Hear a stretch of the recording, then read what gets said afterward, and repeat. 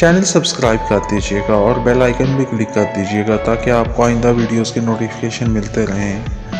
آج کے آرٹیکل میں آپ کو ان چیزوں کے بارے میں بتاؤں گا جو غلطی سے یا اتفاق سے ایجاد ہوئیں اور ان اشیاء کا استعمال ہم روزانہ کی بنیاد پہ کرتے ہیں۔ سب سے پہلے نمبر پہ ہے کارن فلیکس، جسے آپ بہت شوق سے کھاتے ہیں۔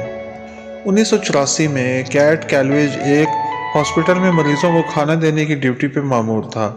وہ نہایت ایمانداری سے اپنے فرائض سر انجام دے رہا تھا، لیکن ایک دن اس نے مریضوں کو کھانا دینے کے لیے گندم کو ابالا، مگر کسی ضروری کام کی وجہ سے اس کو ابلی ہوئی گندم کو دھوپ میں ہی چھوڑ کے جانا پڑا۔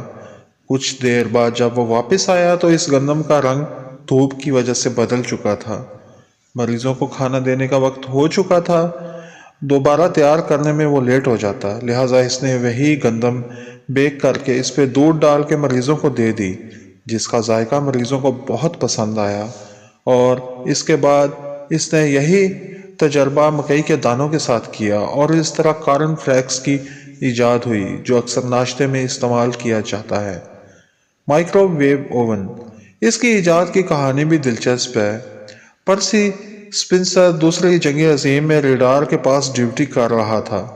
اس نے ڈیوٹی کے دوران محسوس کیا کہ جب وہ ریڈار کے قریب تھا تو اس کی جیب میں موجود کینڈی پگھل گئی تھی، جبکہ اس کے جسم پہ اس گرمی کا کوئی اثر نہیں ہوا۔ اس نے یہ تجربہ کھانے کی بہت ساری اشیاء پہ کیا تو اس کو اندازہ ہوا کہ ریڈار سے ایسی شعاعیں نکل رہی ہیں جو کھانے کو گرم کر دیتی ہیں۔ اس کے لیے یہ سب بہت حیران کن تھا۔ دوسری جنگ عظیم کے خاتمے کے بعد پرسی نے ان شعاعوں پہ کام کیا اور اس کی محنت کی وجہ سے مائکرو ویو اوون کی ایجاد ہوئی۔ آئس کریم کون کی ایجاد 1904 میں ایک میلے کے دوران ہوئی۔ جب میلے میں ایک آئس کریم والے نے اپنا سٹال لگایا تھا، وہ پلیٹوں میں رکھ کے خریدنے والوں کو آئس کریم دے رہا تھا۔ لوگوں کے زیادہ رش کی وجہ سے سیل زیادہ ہوئی۔ آئس کریم باقی تھی لیکن اس کی وہ پلیٹیں ختم ہو گئیں۔ لوگوں کا رش تھا اور وہ آئس کریم کا تقاضا کر رہے تھے۔ اس کے ساتھ ویفرز کے سٹال والے ارنسٹ ہنگری نے، جس کے سٹال پہ بالکل بھی رش نہ تھا، آئس کریم والے کی مدد کے لیے اپنے ویفرز کو کون کی شکل میں موڑ کے اس کو پیش کیا کہ پلیٹ کی بجائے اس میں آئس کریم ڈال کے وہ لوگوں کو دے دے۔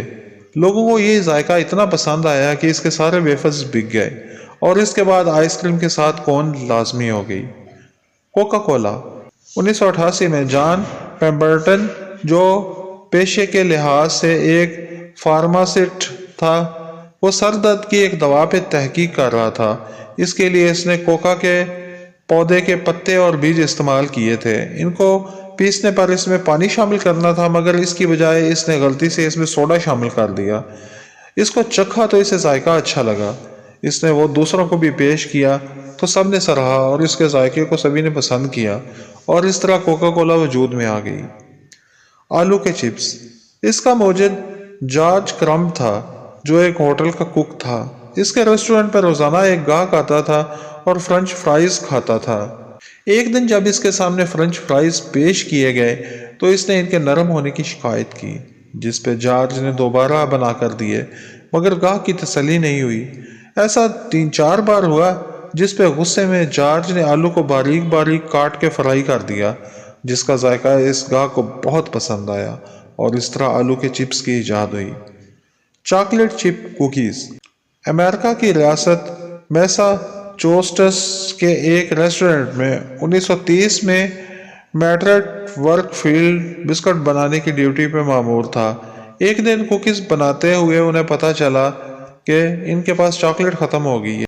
اس وقت اس میں بیکری میں موجود چاکلیٹ کے چھوٹے چھوٹے ٹکڑے اکٹھے کر کے آمیزے میں اس خیال کے ساتھ شامل کر دیے کہ یہ پگھل کر آمیزے کا حصہ بن جائیں گے اور کسی کو پتہ نہیں چلے گا، مگر بسکٹ کی تیاری کے بعد بھی یہ اسی حالت میں رہے اور ان کا ذائقہ سب نے بہت پسند کیا۔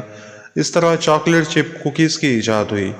اینٹی بائیوٹک ادویات، اسکاٹ لینڈ سے تعلق رکھنے والے الیگزینڈر فلیمنگ بیکٹیریا پہ تجربات کر رہے تھے۔ اس دوران کھانے کی پلیٹ پہ پھپھوندی لگ گئی۔ تجربے کے دوران یہ پھپھوندی غلطی سے اس جگہ لگ گئی جہاں تجربات کے لیے بیکٹیریا موجود تھے۔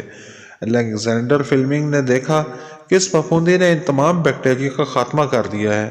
اس نے یہ تجربہ بار بار کیا اور یوں پینسلین نامی پہلی اینٹی بائیوٹک دوا کو بنا لیا گیا۔